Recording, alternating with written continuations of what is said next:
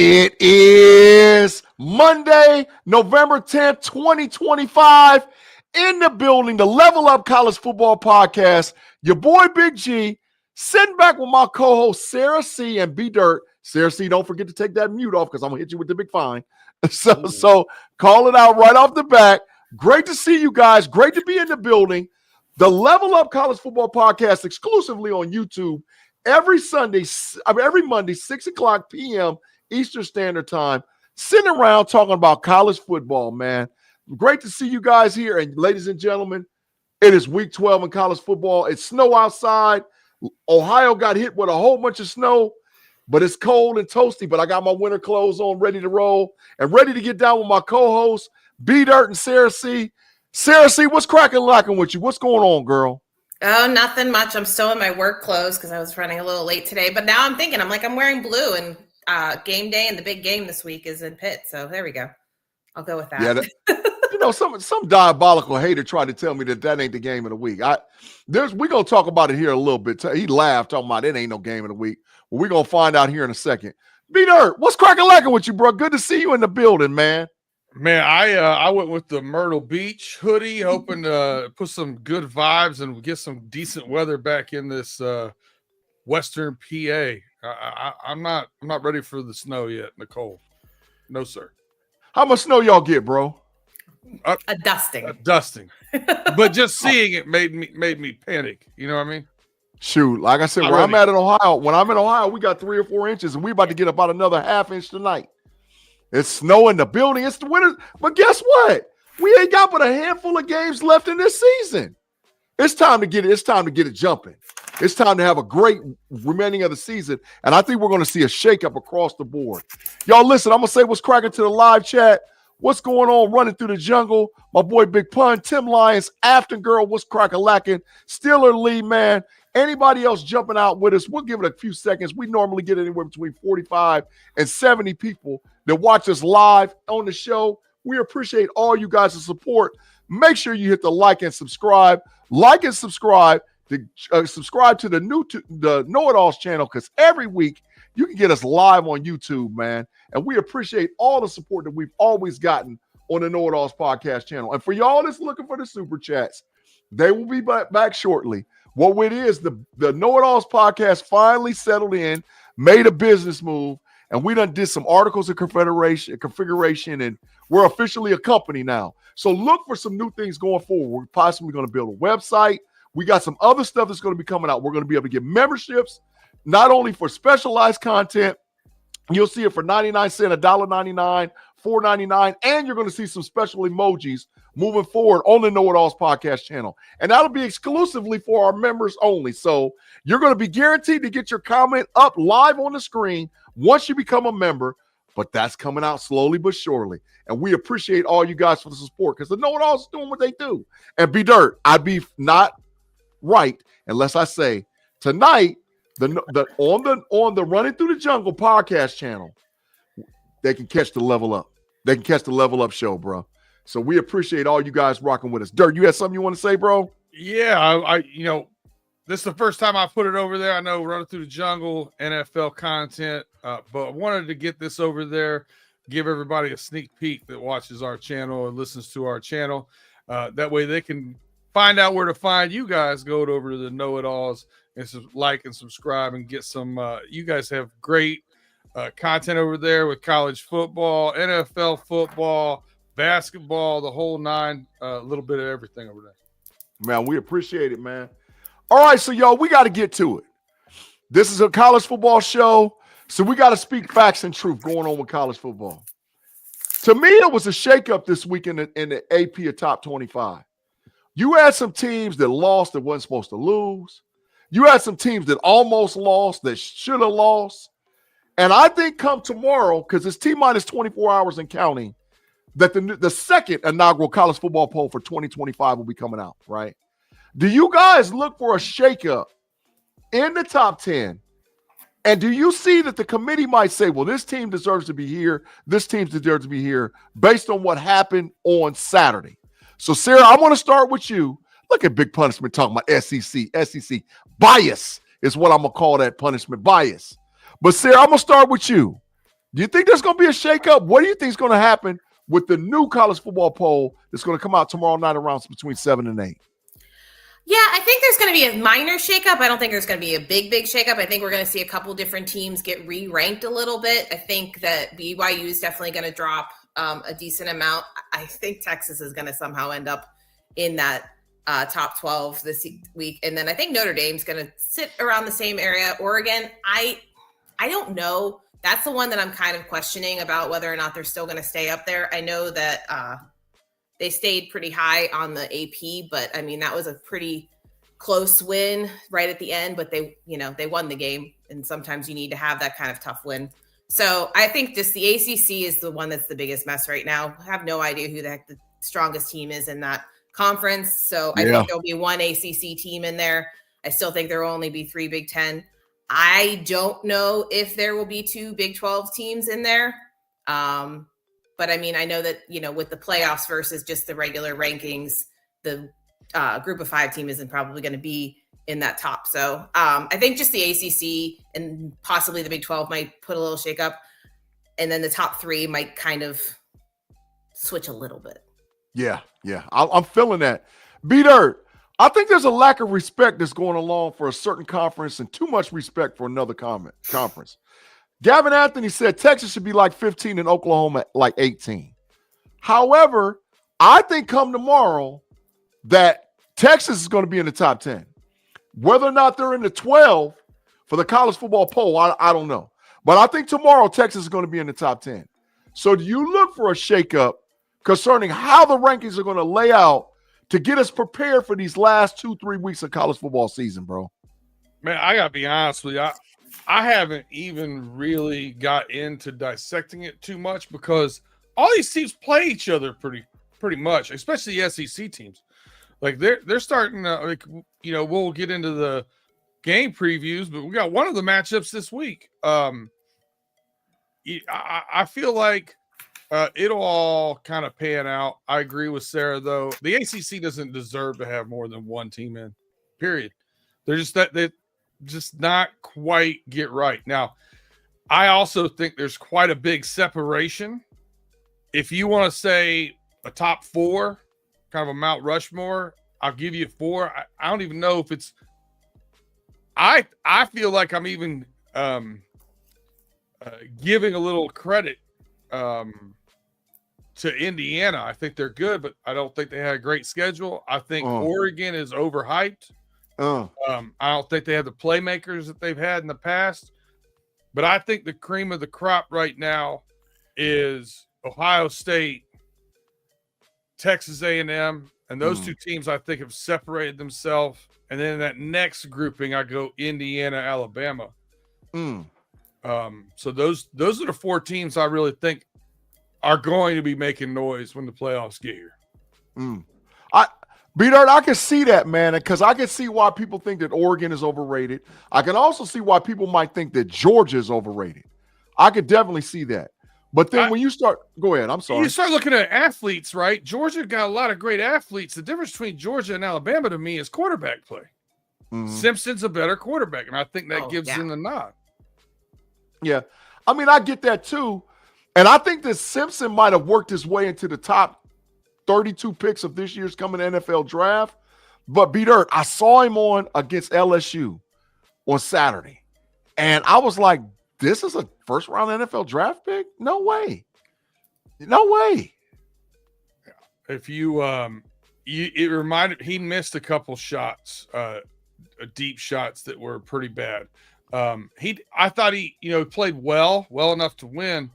But it reminded me, honest to God, it reminded me of the Michigan-Purdue game in the way that Underwood missed wide open deep balls. Where they could have been touchdowns easy, and Simpson missed a couple of those. Now, I've seen him hit them a lot this year. So yeah.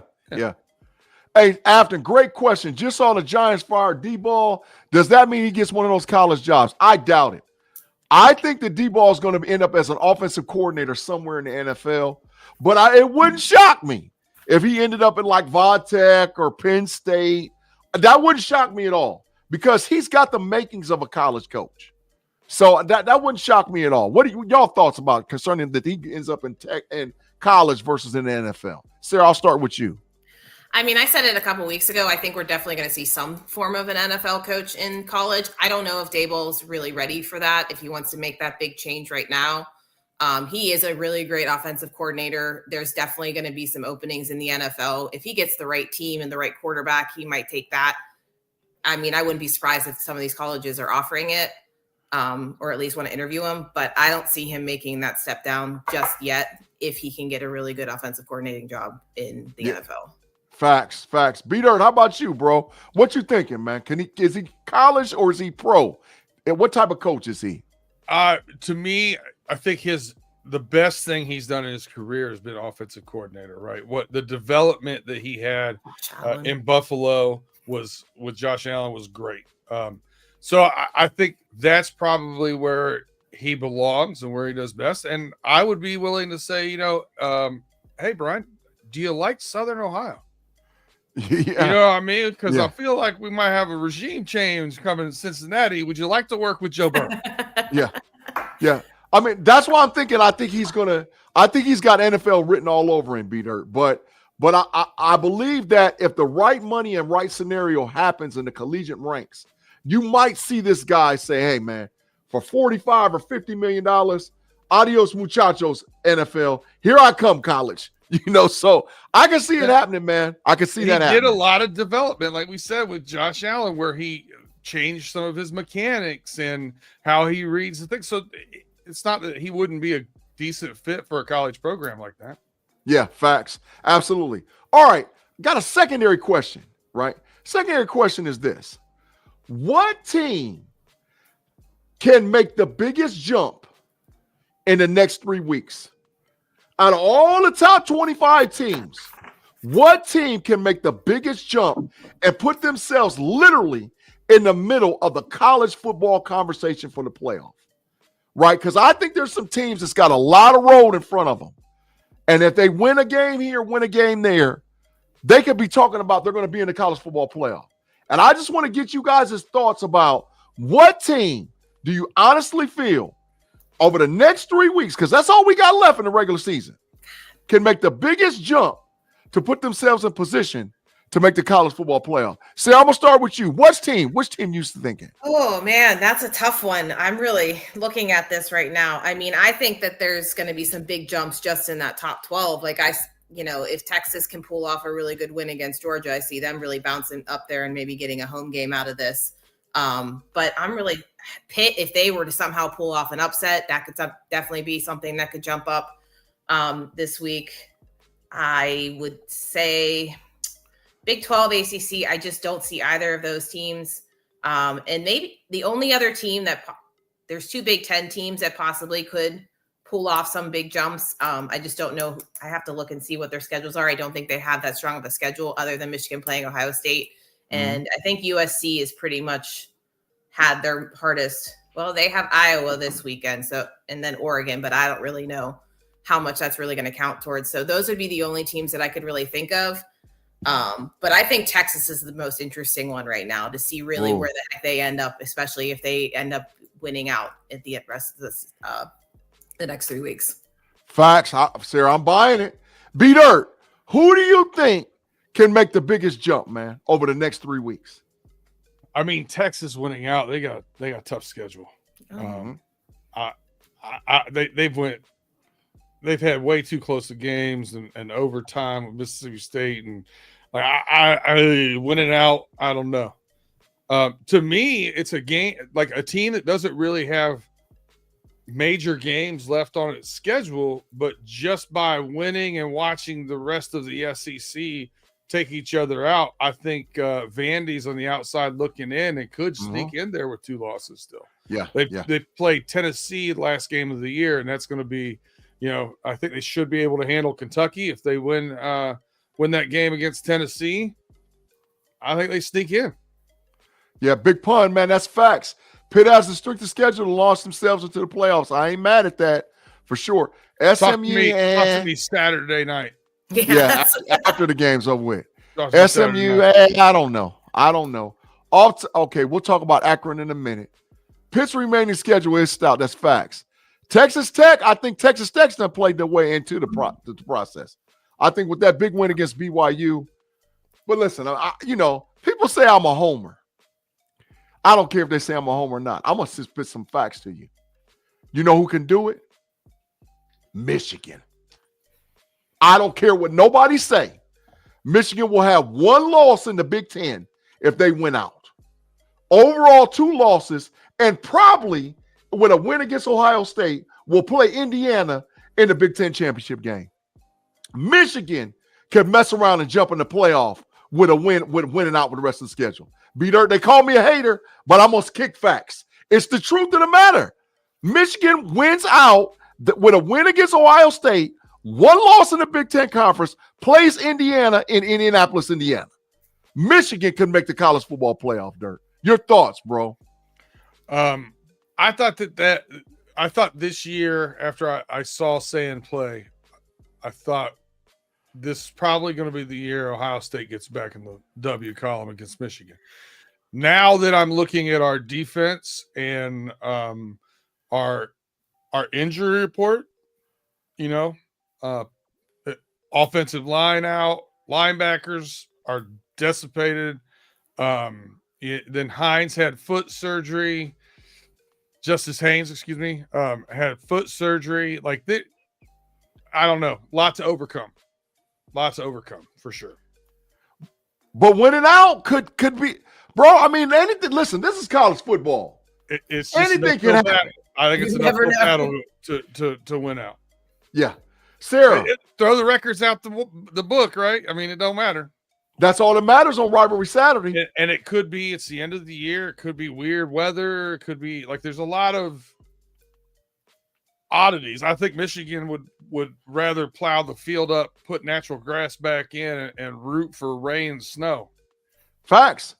But, and I will say this, and I'm going to ask Sarah a question, and we're going to go to the lineup. You can't grow the AstroTurf out. You know what I mean? Slow those guys down. Can't do that. Down. But B-Dirt, you have seen Michigan traditionally win big games against Ohio State because right now, if Ohio State has one kryptonite, they have not been successfully able to identify a running back one and run the ball. They run by committee. They got 2. They're led by 2 freshmen. Donaldson's the 3rd running back. Peoples is the 4th running back. So they can throw the ball over the yard, but you get some snow and some wind, that changes everything. So Sarah, do you think that maybe Michigan could do it? I mean, I'm kind of on the same page as Brandon just because of those injuries. Now, again, every single year, I mean, last year they barely had an offense and they beat us. So truly, you never know. You never, ever know. I can't wait to watch it. I can't wait to actually be there this year to watch it. It's going to be amazing, but I'm never surprised when Michigan beats us because it just seems like that is our straight up kryptonite, and especially Ryan Day's kryptonite. Well, I feel you. Big Pun says a 3-loss Michigan team with a win over OSU, but a title loss game to IU sneak in. No, what I'm saying, Pun, is they win the regular last 3, go into that title game and take Indiana toe-to-toe and may possibly walk out of there with a dub. A 2-loss team is getting in. And I'm here to say right now, too, because there's diabolical mess out there. Oh, if Texas splits against Georgia and Texas A&M, they're getting in. Hell no, they ain't getting in no playoff. No 3-loss team is getting in. I'm mark it here right now on the Level Up College Football Podcast. No 3-loss teams getting in. I don't care what nobody say. It's not happening. That's the whole reason why the committee is meeting in December, because they're talking about playoff expansion to go to 16 teams starting in 2026. They meet that first week. So they're not gonna break standard. They're not gonna break rank. All hell would have to break loose, where a lot of those top 10 teams end up with 2 losses in order for a 3-loss team to get in. And I don't see it happening. That's just me, y'all. I might be wrong. I might be biased, but 3-loss team, you're not deserving to get in the playoff. You're not. Dirt, you was gonna say something, bro? No, I mean, it would a lot would have to fall in line for a 3-loss team to get in my mind. Yeah. A lot of dominoes would have to fall. Yeah. You know what I mean? I still, one of the funniest things I think in this whole thing is I get why Notre Dame would be ranked ahead of Miami, even though they both have 2 losses, and Miami beat them head to head because Miami's losses are worse than Notre Dame's losses, right? Facts. But I'm shocked that they have double the amount of voter points as Miami does. I'm surprised the gap is as big as it is. You'd think those guys would be a little bit closer to one another, but hey. Well, I think the issue is that Love is the splash, and Carson Beck is the anti-splash. Oh, and when you look at the numbers head to head, CJ Carr has far and above outplayed Carson Beck. Oh God, yeah. It's recency bias though too. Yeah. Like they've been on a winning streak. CJ Carr's got a top 10 QBR. They lost by what, 1 point to Texas A&M? Facts. I mean, 2 to Miami. Yeah. And Miami was on the road early in the year. Yeah. Gavin Anthony asked, Big G, so what's the other running back other than those 2 and Bo Jackson? Well, they got another freshman by the name of Isaiah West out of Philadelphia, Pennsylvania, 5'10", 210-pound running back who's had 34 carries for 177 yards and has been at the top the last couple of weeks for Ohio State as far as carries and rushing yards. So they actually have Donaldson, Peoples, Isaiah West, and Bo Jackson. But none of them has really separated themselves from the pack. So that answers your question, Gavin. That's where we're at. If Miami and Notre Dame both finish with 2 losses, which one is out? Miami. Notre Dame going to playoff with 2 losses. If Notre Dame went out, they're in. Pun. I mean, that's sort of elementary. Miami would win out. They'd win the ACC championship, wouldn't they? Yeah. Facts. So then they would be. They would automatically be in. Facts. Right. All right. So let's get to the games. This week, I think we got a lot better slate than we had last week. And Sarah, listen, I blew it. I blew it. I think I shot my wad and I blew my lead. I think I had a 2-game lead on you and maybe a 4-game lead on Teresa because I picked too many upsets last week. I shot my wad. What was my 2 upsets I picked? You picked Iowa. I picked Iowa or Oregon. I picked LSU. Big G, I picked LSU covered. Over Alabama. Iowa covered. My DK account knows that. Yeah, but I don't. Listen, I need straight dubs, bro. I need straight dubs. So if you bet money line, make sure you go check out Pay Dirt over there on the Running Through the Jungle podcast channel. Them boys get big time victories over there, and you might want a little bit of bread fooling around with them. So hey, it is what it is, y'all. I think the first game is the most underrated game that we've covered all season. Right? We haven't talked about either one of these teams. And I think that both of them have a legitimate, not necessarily the second one, but the second one could be the upset special. But the first one's got a legitimate shot to make the college football playoff. Y'all, it's Memphis versus East Carolina University, man. I had to actually sit down on these 2 teams and see was either one of them worth a nickel. And they are. They got NFL talent on both of these teams. But Sarah, I'm going to kick it off with you. ECU versus Memphis. What you got this week on the Level Up College Football Podcast? Well, yeah. East Carolina, I think they've had 3 losses so far, and it was BYU, NC State, and Tulane. And then Memphis's 2 losses were to Tulane again. Tulane's playing pretty well. They're also in that group of 5 conversation. But Memphis's loss to UAB is the one that I still question because it was the week after UAB fired their coach. They weren't playing well, and somehow pulls off this upset with Memphis. Memphis is the one that I question a little bit more in this, and it's at East Carolina, so they actually are favored 2.5 points. I haven't watched a lot of tape. I've watched a little bit more Memphis just because they show up on a lot more shows and stuff like that than Eastern Carolina. The only thing I know about Eastern Carolina is that my boss went there. So yeah. He's got a lot Pirates. These Carolina Pirates. The Pirates, yeah. But their offense seems to really be on a nice little roll. They're ranked around right in the middle of, I think 14th is what I saw. But their QB has almost 2,500 yards. He has 14 touchdowns. He does have 5 interceptions.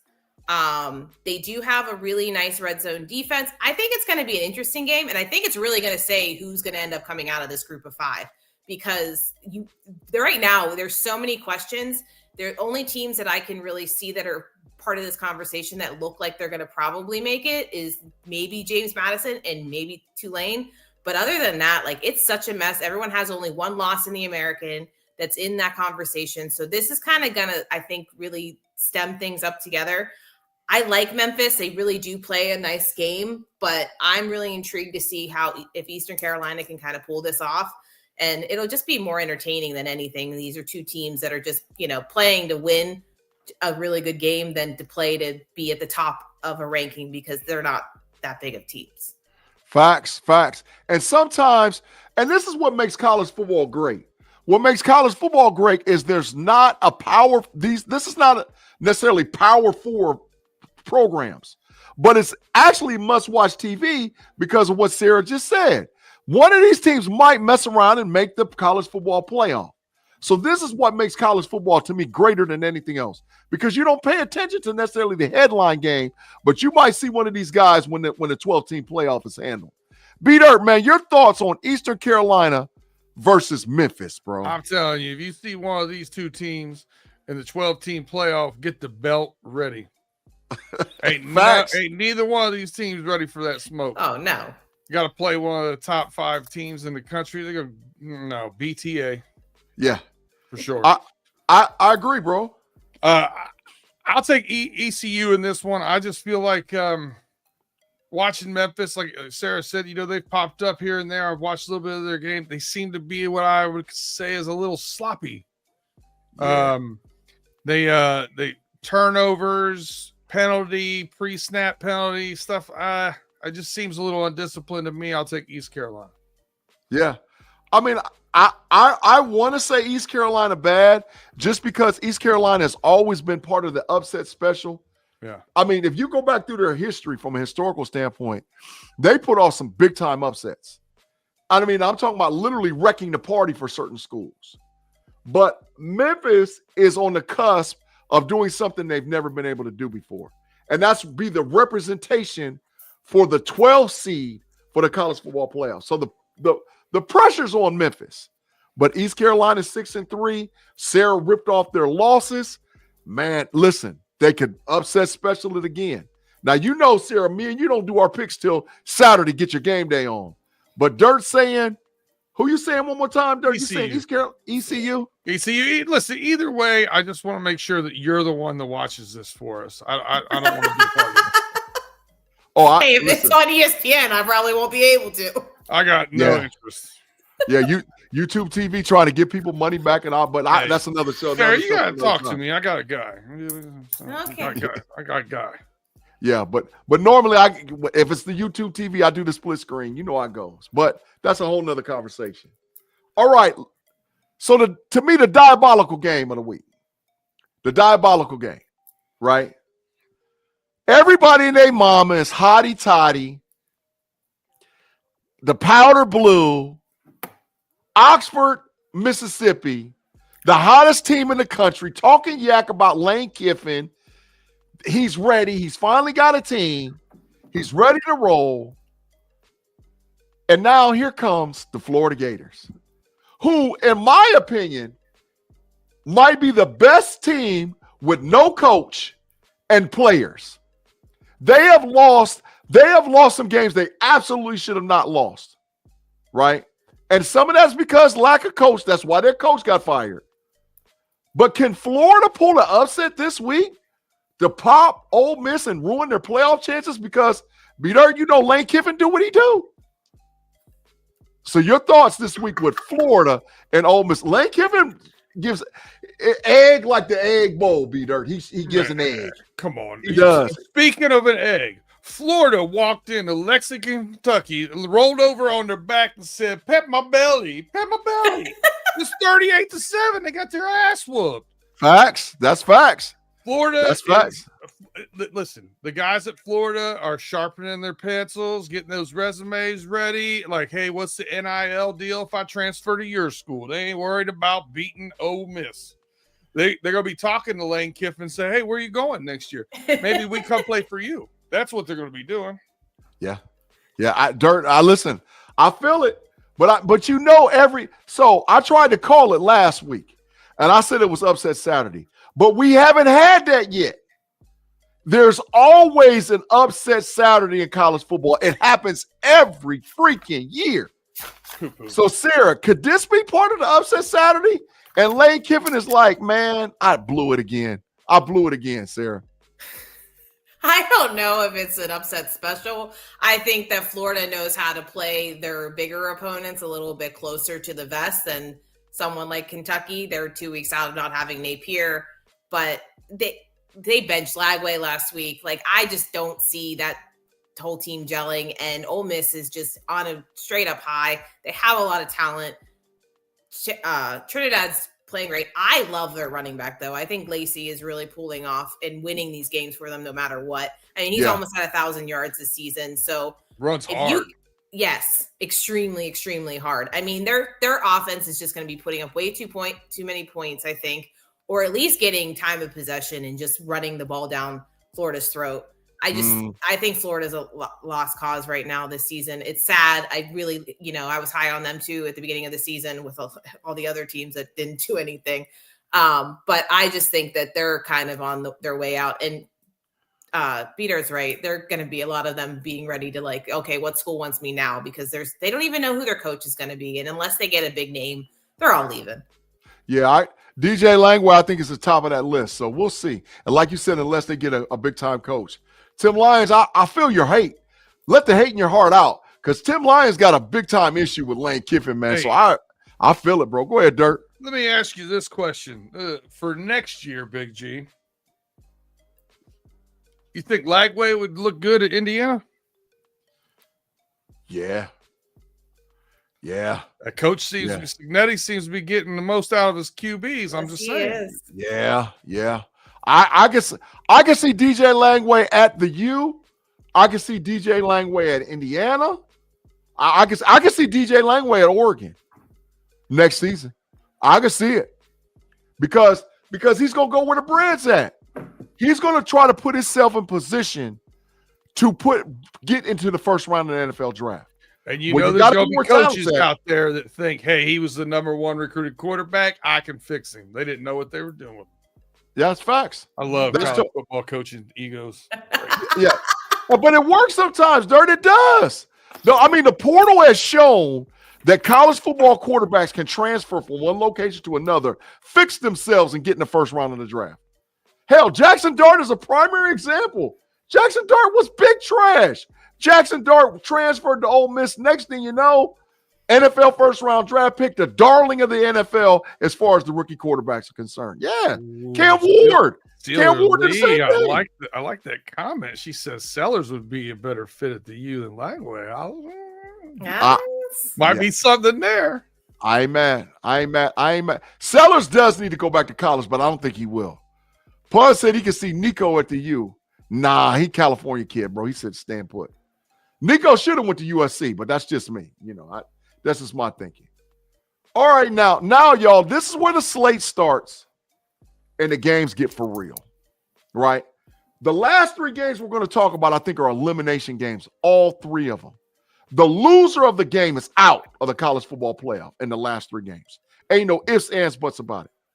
First game on the slate is the Oklahoma Sooners, who at one point had the Heisman Trophy winning quarterback, right? They had the Tuscaloosa, and Alabama ain't looked that good lately, y'all. So you got Oklahoma against Alabama, an elimination game in the SEC. Dirt, man, what you thinking? Alabama, Oklahoma, elimination game, SEC. I would say Mateer has not looked the same since hurting his thumb. Facts. So, they had a big win against an overrated Tennessee team last week, but he only threw for 150 some yards. I think, Simpson's a much better quarterback. I think that they have enough. They have the athletes to stay with them for a while, make me close the first half of the game. But I think this is an Oklahoma team that just doesn't quite get there with the talent that Alabama and the quarterback play. Period. It's unfortunate for Mateer hurting his hand. He was off to a great start, as you alluded to, G. but he's just not been the same since he came back. But stack the fact. box, make him throw the ball to win. He hasn't been able to throw the deep ball since he came back. That's facts. Came back maybe a little bit too early. Yep. But Sarah, Oklahoma got a hell of a defense. I don't care what nobody say. The Sooners still got a top 10 defense in the country. Oklahoma gets after it. And Ty Simpson does not like pressure. It's already been shown he struggles when he plays against a team that gets after him. So can Oklahoma pull this upset and maybe kill Alabama's chances or opportunity to go to the playoff? Your thoughts, Sarah? I mean, it all kind of rides on how much pressure they can really put on Simpson, because they have not been able to establish a running game at all this season, which is very unlike Bama. And I really just don't know what's going on with that. So if you can really, really get Simpson to mess up, which he hasn't even done yet, so I'd be very surprised if you can, that's truly all it's going to rely on. I mean, Mateer, yes, I totally agree. I think he came back too early. That hand injury was too much. He's still good on his legs. I mean, he only had 150 some yards throwing, but he did put 80 yards on the ground. So the kid can still run. But it's really going to come down to if they can get Simpson to make a couple of mistakes, and he just hasn't had that yet. So I'd be really, really surprised. I think, they're both really get the red zones even. Everything's a little bit more even when it comes to their defense against that offense. So, those 33 sacks, that's going to be the thing. How many times are you going to sack Simpson? How many times are you going to make him lose yardage? And will you pull off this upset? It's in Bama. There's a lot of factors in this. It just doesn't look great for Oklahoma, but it could definitely be an upset. I just don't know if I truly, truly believe that they'll actually pull it off. Yeah. And when you look at his splits, Simpson splits home versus away. Yeah. And he plays better against top 25 teams. Agreed. I think everything's fallen in line for him to have a bounce back game after not looking his sharpest last week. Agreed, man. I think Simpson is still, in my opinion, still in the Heisman Trophy conversation. I really do believe he is, because he's played well enough to put himself in position. If I had to go a top 5 Heisman Trophy, he probably would be in that conversation with Love, Julian Sayin, Jeremiah Smith, and Mendoza.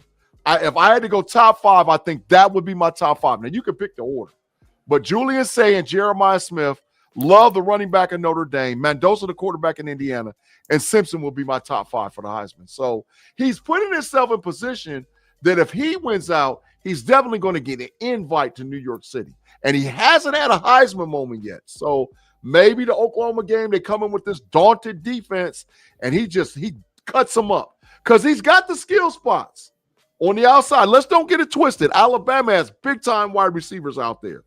So maybe he dices up Oklahoma, and people are like, man, Simpson might be the best quarterback in the country. Who knows? We'll see. Next game, and I'm so glad to talk about this game this week, because I think this is where the buck stops right here. All this diabolical Longhorn talk I got to deal with all the time from Longhorn Nations. Well, guess what? You finally got to play a real ball team. The Bulldogs. Now listen, GK front. I've been saying Georgia's fake. I've been saying they fake. But we're going to F around and find out this week who's the real team between the Georgia Bulldogs and the Texas Longhorns. Sarah C., Texas Longhorns and Georgia Bulldogs this week. Now, see, this is where I kind of could possibly see an upset in this game. The only thing that I would say is, I believe, is it at Georgia? That would be the biggest thing that I would say. Yeah, the offense is definitely not looking super, like the offense and defense for Georgia, they're winning games, and they're winning games pretty convincingly as it's gone. But I think Texas, for some way, is like, they're on a very slow but upward trajectory, where Georgia's kind of just a little bit, they're still winning, so they're going to be up there, but they're not like doing anything to like blow, anyone out of the water. And Manning definitely has looked a little bit better, and that Texas defense is legit. Like they have some NFL guys on a lot of that defense. So a whole bunch of NFL dudes. A whole bunch of NFL dudes. So I think that the only thing that I did look when I was looking at, and I've noticed it a little bit, is that they don't have great man coverage. So if Georgia can really get Stockton to be throwing some bigger balls to those wide receivers, you'll definitely have a little bit of a tough one. But if they can put the pressure on him, again, we got another SEC quarterback that just seems to not make the mistakes like last year both teams had, like Bama did with Milroe and last year with Beck. So both of these the quarterbacks are definitely playing a lot better on these teams. So I just don't know for sure. I did not get to watch the Georgia game. I know they put up a bunch of points and they were able to do it early. So that's definitely going to be something that I think that they'll need to do against Texas, is I think they're going to have to get a decent lead in the beginning. And then Texas is going to be playing catch up. And that's where I think Manning really, really suffers, is that he doesn't know how to play from behind just yet. That's why I think he has to do another year. So I would definitely like to see how they can pull it off. But I just think Georgia, they're not making the mistakes like they used to. They're not being penalized.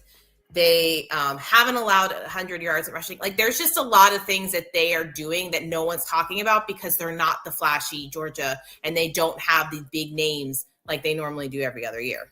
Yeah, facts. Dirt. We had to deal with the diabolical Texas stuff all day and night, Dirt. You know, we've been dealing with it for years.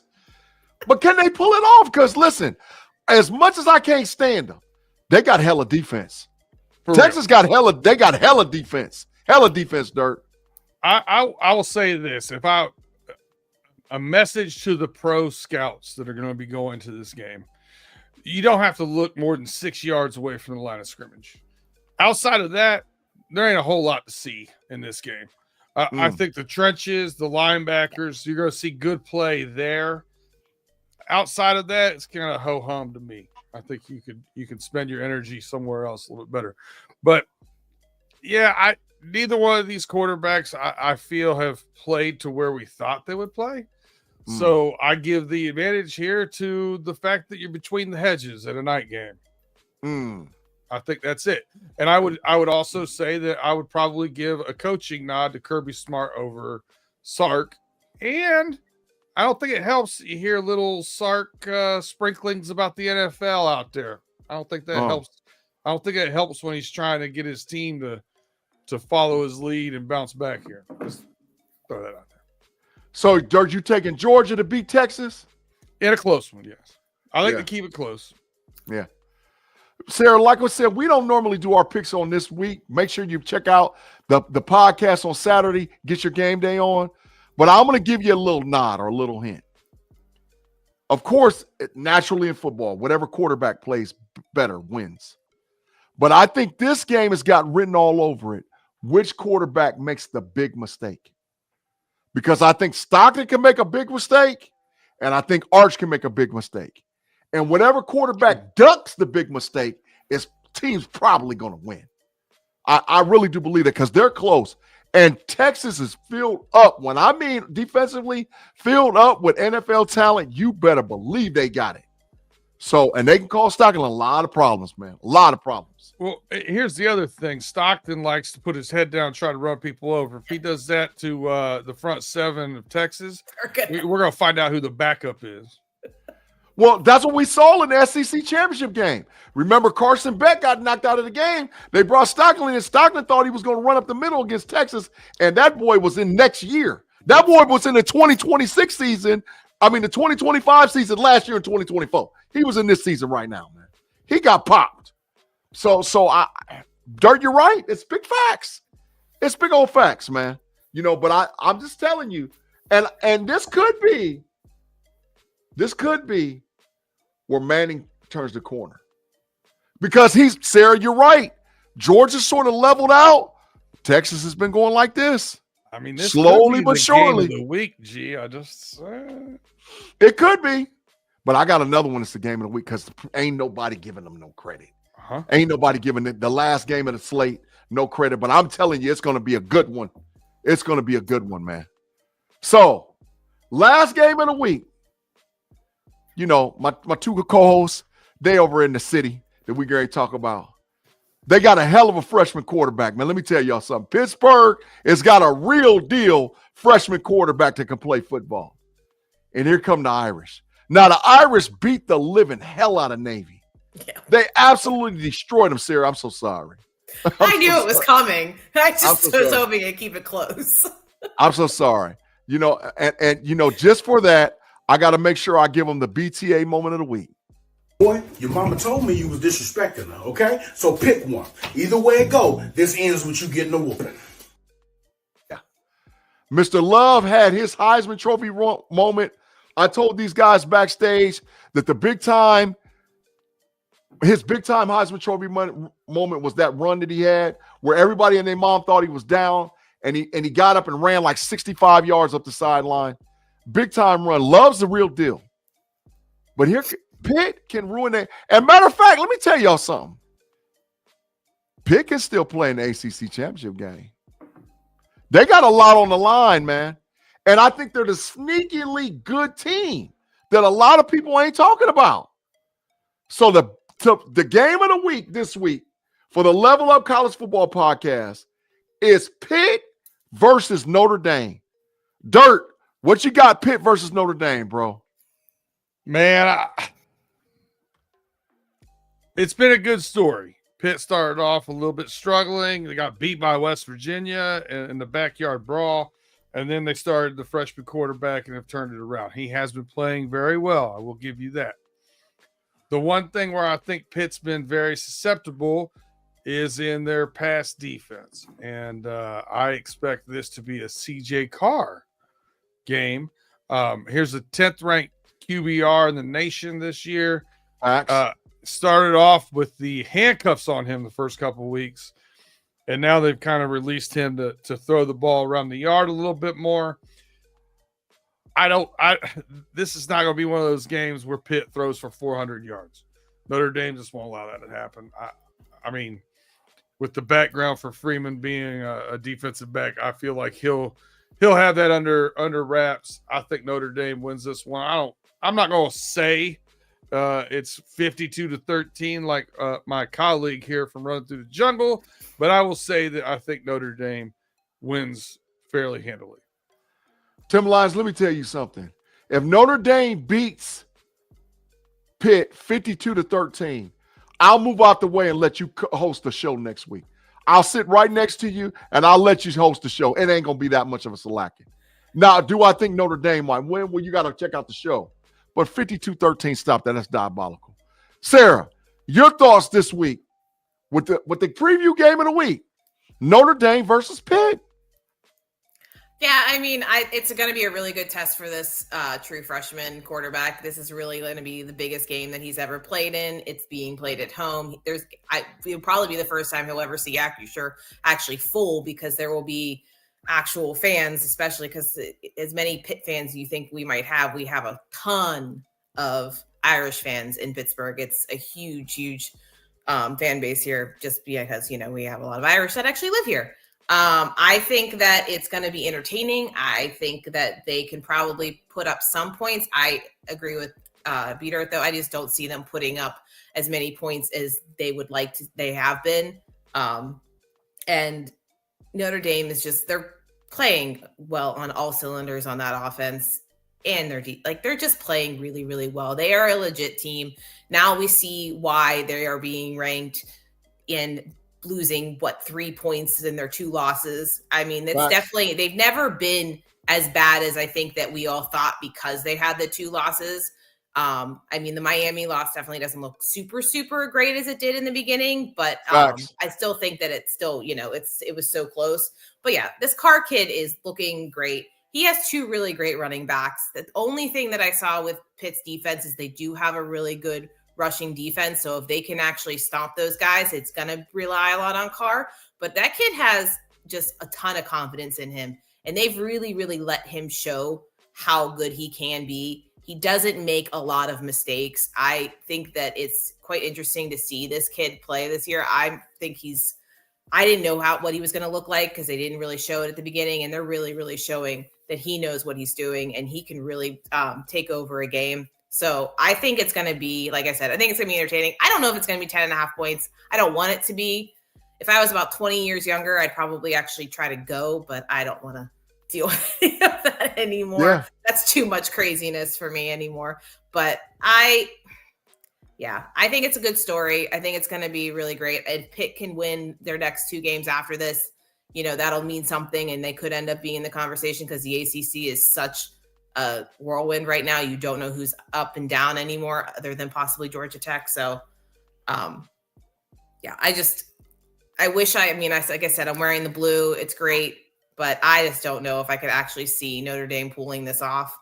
Pitt pulling this off. I think Notre Dame just is there. They need to make the playoffs. They are on that path, and they're not stopping.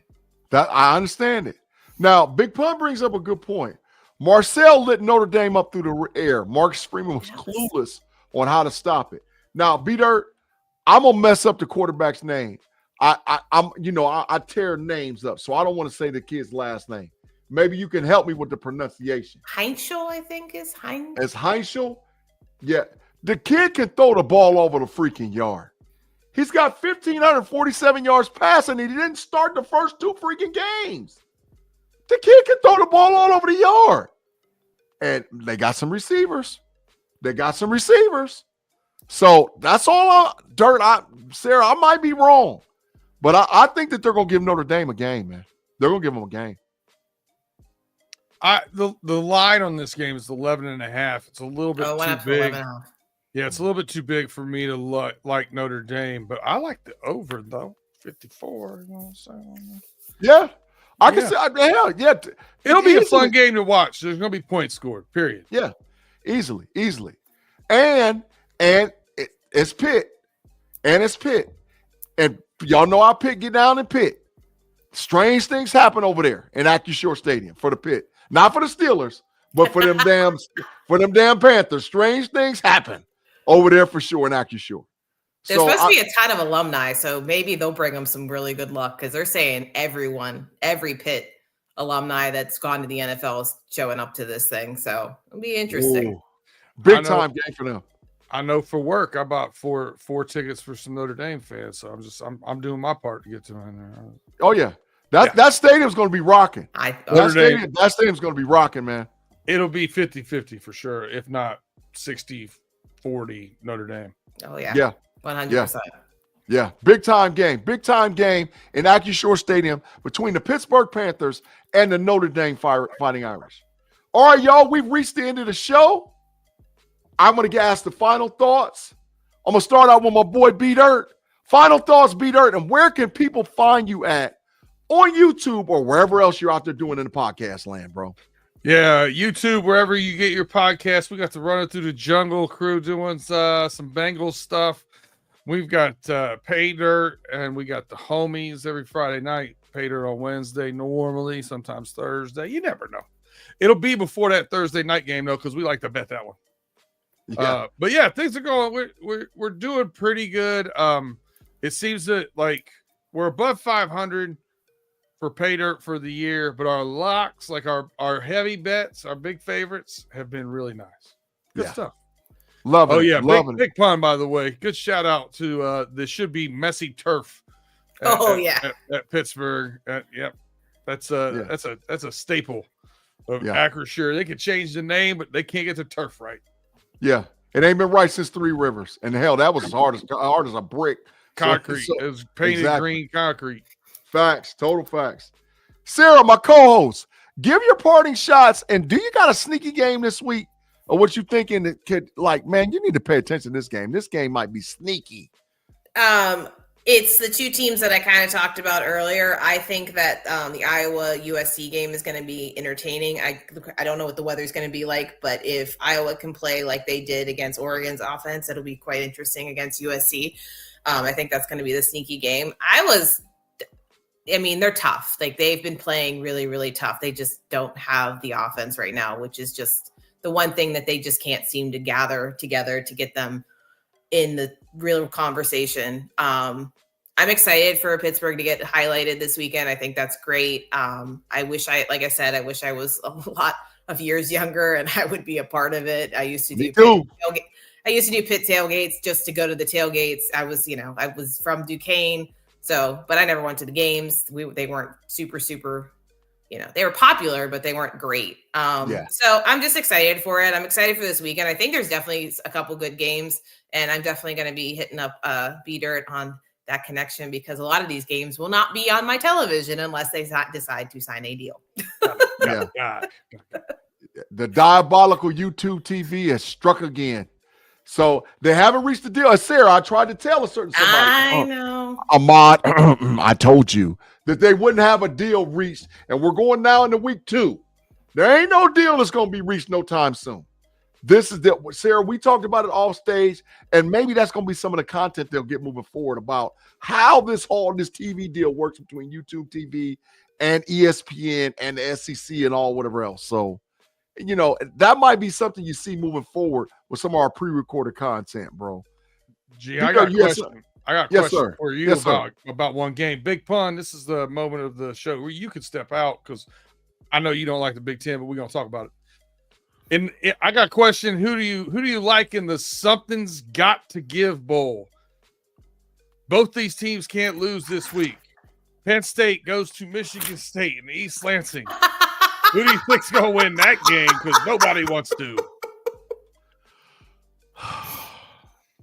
I think that the freshman quarterback for Penn State is not as bad as what people think. Okay. And I think that the kid's going to continue to get experience. And I don't think that Michigan State has any horses outside of Childs, the quarterback. So I think that Penn State gets off the snot. I got to pick Penn State to get off the snot. So and snap the losing streak after 6. Yeah, and I'm going to say this too, and I mean this.